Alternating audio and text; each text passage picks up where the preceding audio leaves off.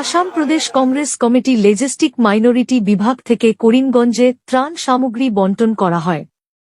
করিমগঞ্জে বন্যা পরিস্থিতি অপরিবর্তিত অবস্থায় রয়েছে। লঙ্গাই নদীর জলে বিভিন্ন এলাকায় প্লাবিত হয়েছে।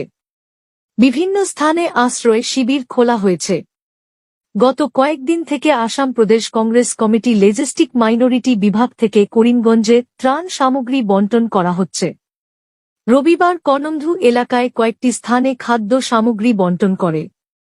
এদিন খাদ্য সামগ্রী বণ্টন করেন শহর ব্লক কংগ্রেস কমিটির সভাপতি তাপস পুরকায়স্থ, আসাম প্রদেশ কংগ্রেস কমিটির লেজিস্টিক মাইনরিটি বিভাগের উপসভাপতি মানবেন্দ্র মালাকার, জয় প্রকাশ দাস, মৃত্যুঞ্জয় রায়, কামিল আহমেদ প্রমুখ।